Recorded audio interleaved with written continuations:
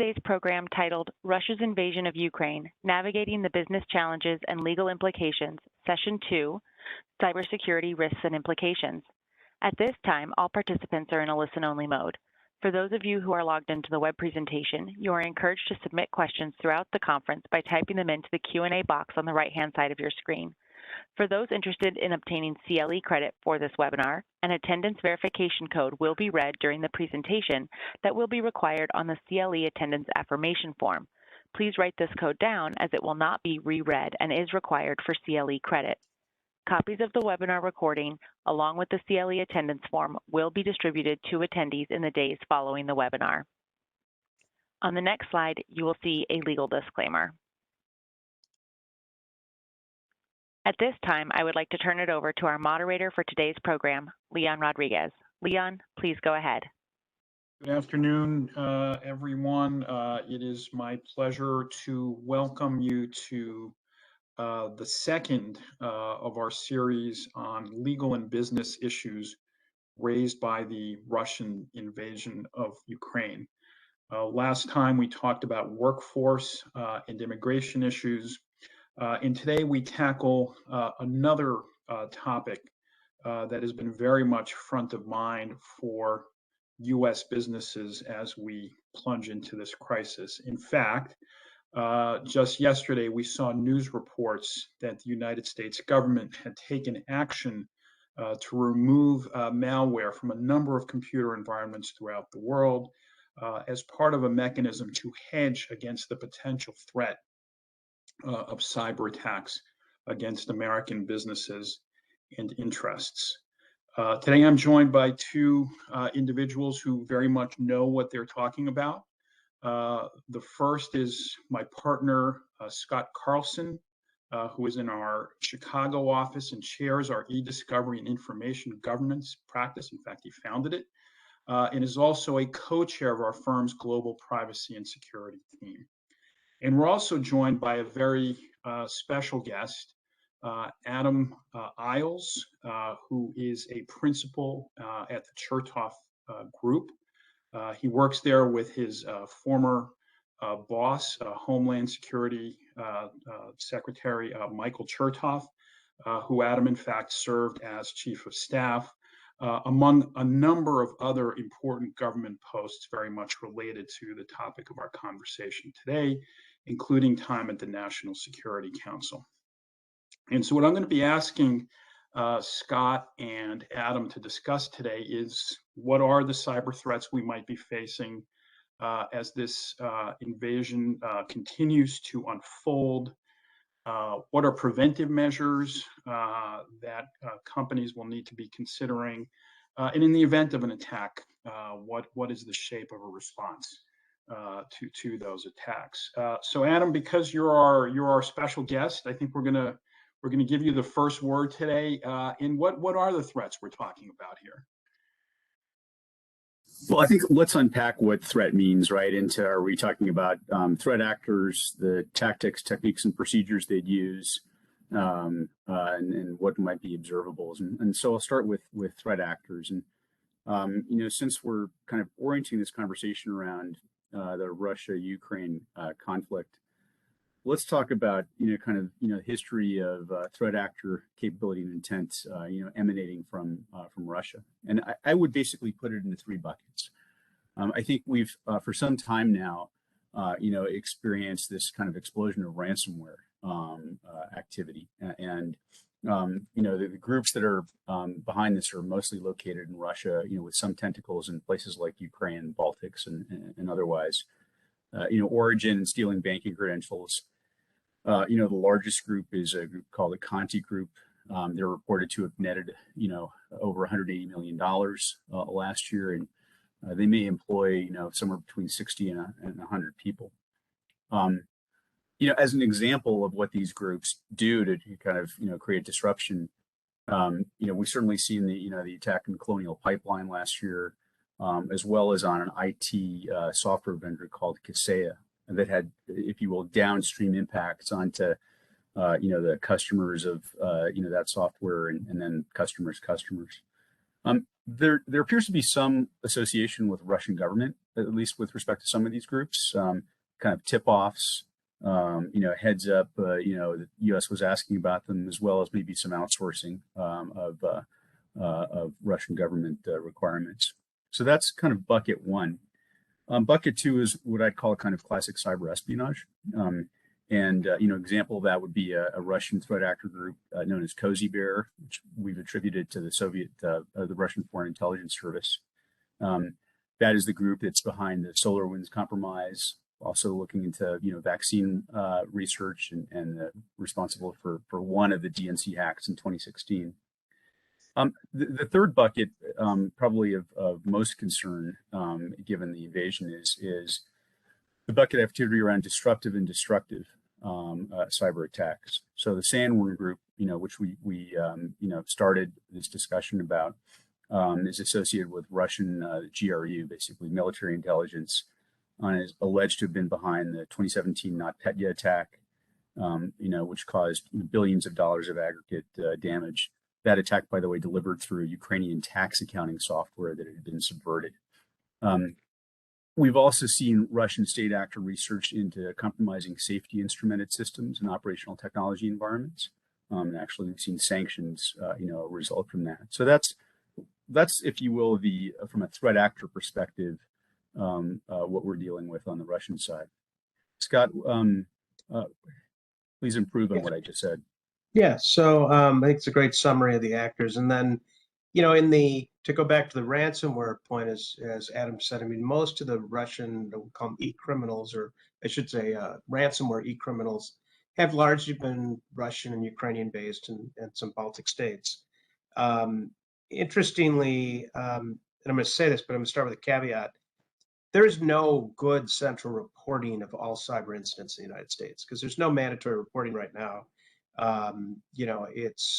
It's somewhat anecdotal. When anybody says, or you read anything that says ransomware has risen by this percentage in the United States, it's all anecdotal. And there's some reasonable ways to make those anecdotes. Like, for example, insurance companies may say they have seen this percentage of increase in claims. The federal government may say we are seeing more. And this percentage of increase in reports, or we're seeing activities in these sectors, or consultants will, Adam will, lawyers will say, I've seen an increase in attacks. But again, it's all anecdotal because as of today, although there's some rules proposed for, there's been some changes that Biden signed into law regarding critical infrastructure that will require some reporting.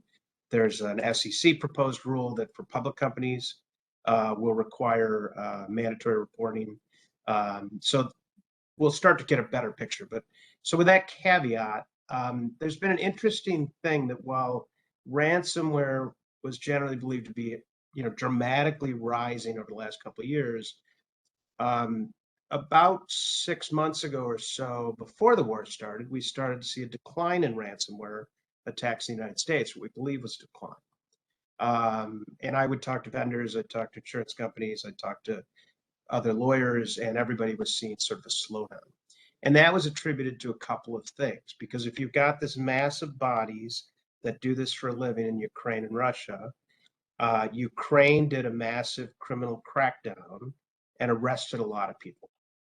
And so they picked up a lot of their own hackers that came off the streets, and some people were concerned that their friends were going to rat them out.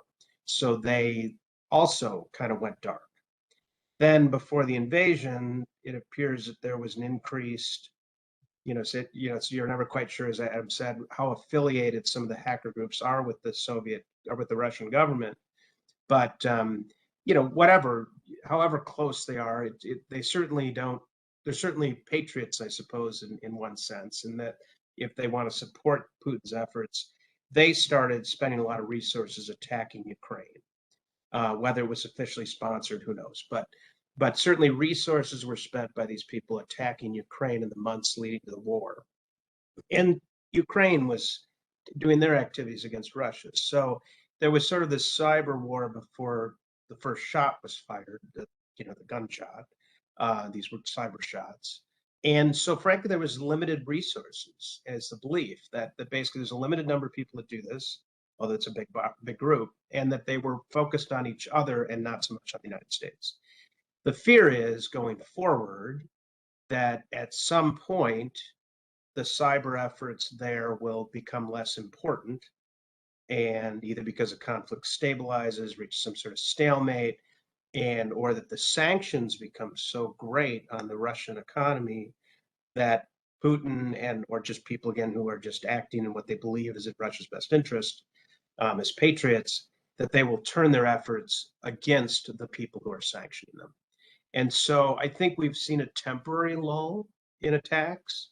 They're still happening, don't get me wrong, but Conti, which we'll talk a little bit more about, but I was handling a Conti attack a bit ago. That's the most prolific group, as Adam mentioned. And they're splintered. They're splintered between Ukrainian and other subsidiaries, basically. And they had a civil war within Conti over pro-Ukrainian Conti people versus Russian Conti people. So the fear is going forward, we're going to see efforts finally get redirected.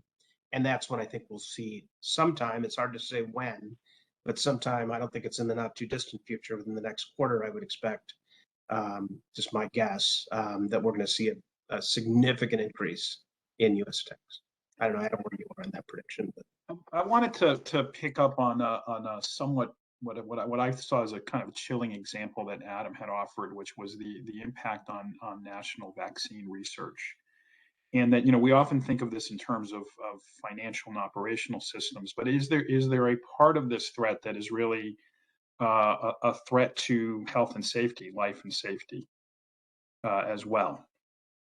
Well, it's interesting to talk about vaccine research because if we rewind the clock 5 years to 2017, one of the organizations that was most severely impacted by what's known as the NotPetya ransomware, attack, in June of 2017, which emanated, by the way, from the issue between Russia and Ukraine, was Merck, and Merck, if I recall, actually had to borrow some element of vaccine from the national stockpile to deal with the level of business interruption that they experienced as a result of having been one of the many victims in that attack, dating back 5 years now. And certainly, as we talk about the takedown that the FBI kind of announced yesterday, we saw in the summer to fall of 2020 a similar takedown overseen by U.S. Cyber Command.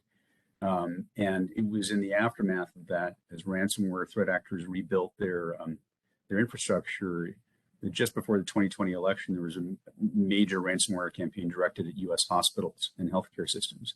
And let's remember that was, we're in the middle of a pandemic back then as well. So I think, significant health and safety impacts. Since we're on the topic of Conti, I think for anyone listening on this from Ireland or who has relatives in Ireland, you had a significant ransomware attack experienced by the Irish National Health Service last year, and that had weeks to month-long repercussions. So we see these threats. We know they're coming, and so I guess the next question is, Scott, what does preparedness mean? What should we as lawyers, people in Adam's role, our listeners, what do people need to be doing to get ready? Yeah, so give me just 1 second before I touch on that, and let me also point out there's other things that will likely arise, other threat actors besides just Russia, Ukraine. You can never forget the Chinese, who may take advantage of a weakened environment or a focus somewhere else. The Chinese, as a state, have been very, very aggressive and have been behind many state actions against U.S. companies for, I guess, more than a decade. So they're very, very aggressive as well, and they've also hit healthcare and other things. So what do you do? I mean, it's if you're probably hearing this stuff. I mean, there's certain basic controls that make sense. if you've been involved at all in your insurance, if you have cyber insurance, you've been in an underwriting call, you're going to hear all these things. There are getting cyber insurance has gone from a few years ago when maybe you filled out a form and you told them how many computers you had, how many workstations, and they got a general sense of your environment. That was kind of it.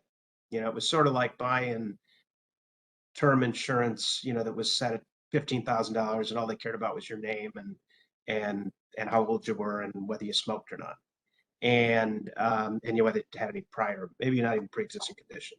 But when you're trying to buy $1 million worth of term or $10 million worth of term, all of a sudden now you need a physical exam.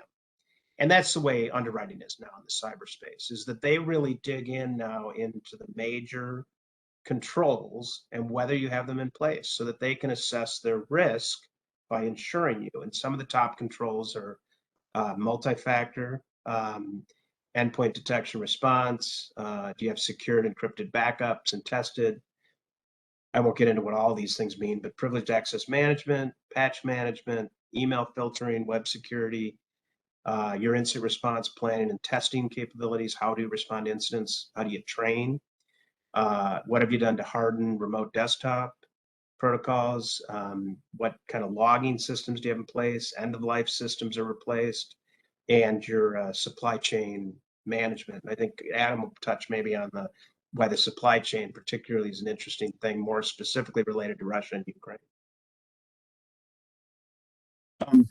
Yeah, so if you'll recall the three buckets that I started with, ransomware threat actors, Russian state actors focused on cyber espionage, and then disruptive threat actors. One of the commonalities between all of those groups is that they exploited weaknesses in the software supply chain. Classically that's been done, right? I mean, there's a vulnerability that's been identified, a patch is released, and you kind of target people who haven't, taken the time to, patch systems or not. So what's happening with threat tradecraft is it's moving to, I'm going to identify vulnerabilities that the product vendor either doesn't know about or hasn't identified a fix for yet. And we saw that happen with the Kaseya attack that I referred to before. We saw that with SolarWinds. We saw that with MEDOC, which is the Ukrainian tax accounting software that was the initial access vector for NotPetya. And so, the answer to that kind of depends on where you stand in the supply chain. If you are a producer of software, which actually many sectors are, because so much of what we do in this country now is technology-based, there's really important, new guidance from NIST, something called the Secure Software Development Framework, that if you're selling to the government, you're going to now need to attest that you're adhering to. If you're a purchaser of software, you're starting to ask a more detailed set of questions around the kind of software testing, securing of code repositories, that have occurred, and hopefully there's an attestation regime that, evolves that maybe simplifies some of this. But you're also in your defensive strategy kind of assuming that at some point there may be an issue, not your own fault, but with one of the products that you have. And so we're thinking about defense in depth, and what we can do from turning some level of initial access from just that to a much more severe event. And Adam and I advise, we both in our practices, and we work together and have other clients beyond, obviously, and we have worked together as well. So we represent a broad range of clients. It's, across all markets, but also just who the person is seeking our help. Sometimes it's the board, sometimes it's the general counsel, sometimes it's management, sometimes it's the CISO, the Chief Information Security Officer, CIO. And I often hear this from sort of the management board and GC level, is they'll say, Scott, you've been, I know you talk about the cyber risk, and I went back and I watched some speech you gave, or I read something, and I went to my CIO, and the CIO said, nope, we're good. And they said, so what do we do next, right? How do we have oversight when we just were told, yeah, we're good? but and then so a couple things that we see, and Adam can add to this list, is doing maturity assessments that are sort of driven by either management or the board, not so much from the CISO perspective, but it's the same things, but doing something from management that can go to a third party and say, we often do these underprivileged, give us a maturity assessment. Let's measure how well we're doing across, the NIST framework or some other cybersecurity framework, probably NIST, and just say, where do we stand? How good are we in these areas on a 0 to 5 or 0 to 4 scale, or 1 to 5, whatever you're using. And it kind of helps you see where you really fall. And then to the extent possible, and again, a lot of this anecdotal, so where do you fall on sort of a benchmarking with your peers? And benchmarking doesn't, you just because you maybe at the top of your peer group, maybe your peer group's not very good. And maybe that's more of a risk appetite than you're willing to take, right? I'm sure the dry cleaners industry of the world is probably not very secure. But maybe you feel really uncomfortable being the best secured dry cleaner in the country. Maybe you're okay with that. Maybe you don't want to be the worst. So it depends on the industry, and it mostly depends on your risk tolerance. And another technique that I've had management or GCs use is to sort of do their own red teaming, where they'll hire somebody to come in. Again, we always try to do this under privilege, but you bring in a team to try to simulate a threat actor and attack the company from, so what you're paying a threat actor to do it, basically. Somebody is pretending to be a bad guy. They are using the tactics and procedures and techniques that a bad guy uses and the tools, and then they try to attack your network. Now, some CIOs will say, no, we already do penetration testing, but that's a little different depending on how well they do it. And again, it doesn't scratch the itch from management's perspective, right? To be able to say, yeah, I get that we do some stuff. Let me just run a team in and we'll do some testing, and hopefully we'll come out of it and everybody be pleasantly surprised and we'll say, hey, everything went fine.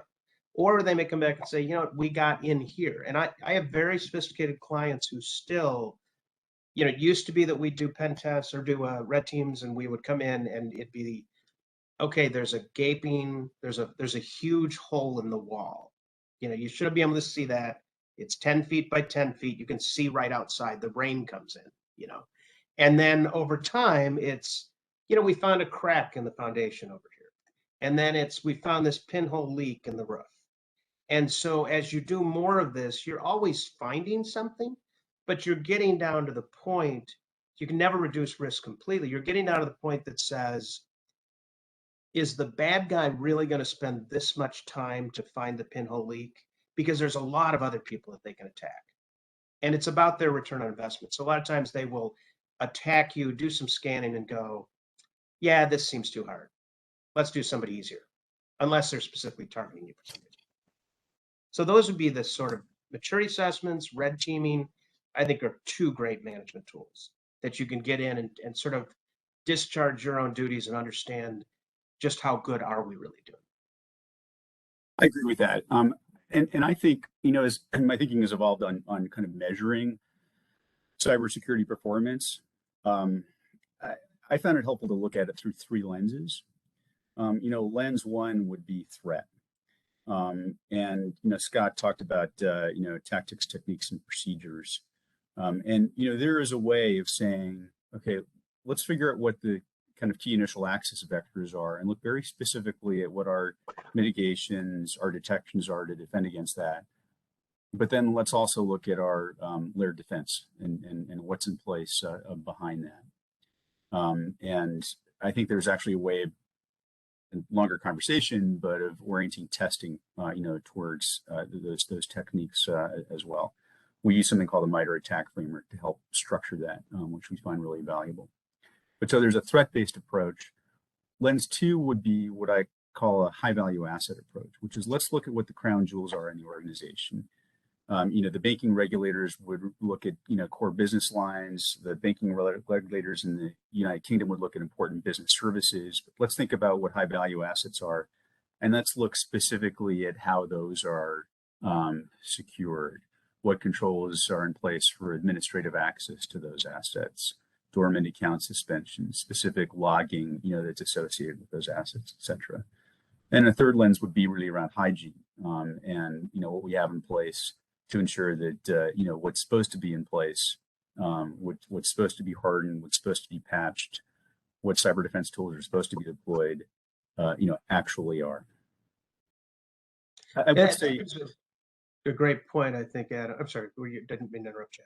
Go ahead, but I do have another point after you're done. Yeah, I think on your crown jewels comment, that's another good thing that I think it's easier for the non-security professional to get their head around when they're asking about security, right? Because it's a different question. Like you could go to your CIO and say, how's our security? Are we good?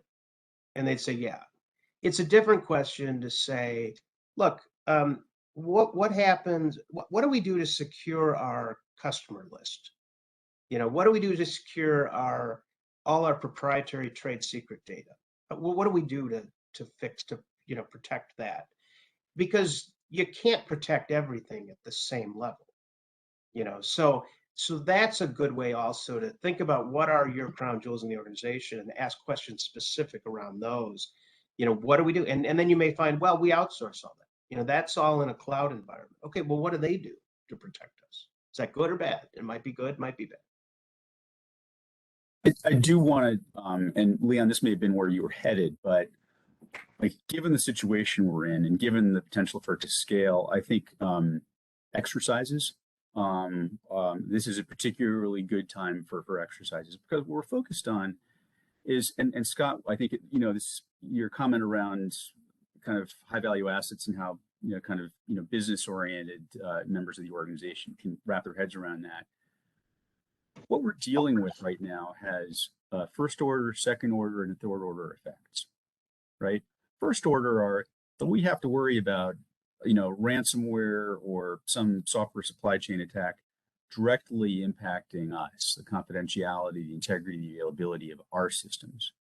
But let's assume that's not the case, and let's assume you're well defended, and that the bear goes after someone else. We're seeing very real second order business continuity impacts, frankly, before the invasion. Think about where a large logistics company is taken offline. That impacts your ability to get your products to market, to get IT hardware into your facilities, et cetera. And it's not unreasonable to think that we could see more of that. I mean, if you think about part of what Russia's worried about is supplies going into Ukraine, look at the supply chain. And so there's a second order impact there. The third order impact is just what is the overall impact from a kind of an economic point of view on your customer's business, and the expectations they have on you. So I think these things now would be a great time to try and model these things out in a relatively more safe environment than if you're actually in the middle of a first order, second order crisis. So we're just about at the bottom of the hour. So let me just real quick read the continuing legal education code. That is S as in Seyfarth, S as in Shaw 6537. Again, SS 6537. And Adam, Scott, one last question is: so if the attack happens, 15 seconds. What's the first thing that everybody in this group has to have top of mind if their company is subject to an attack? I think you've got to have your plan to get an instant response team in place right away. That phone call could be to Adam, it could be to me, could be to somebody else. But ideally, you've got a vendor relationship set up with an instant response team.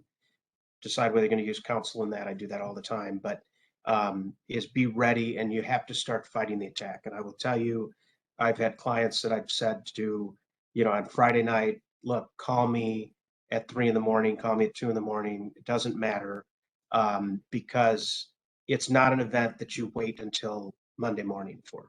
You've got to start on this, immediately. I mean, 72 hours into an attack, you should be very far along. You can't be waiting a week before you finally get a vendor in. That's not the way this business works. It is crisis management at its ultimate.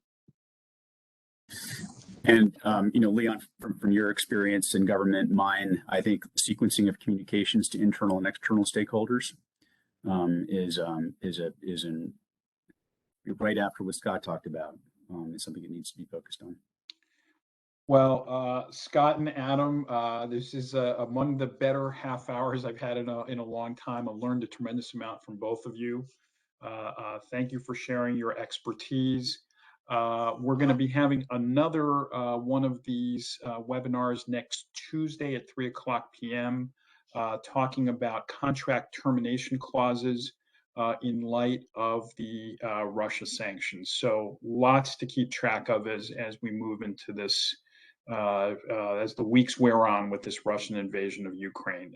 Thank you, folks, for joining us today, and hope to see you again next week. Thank you.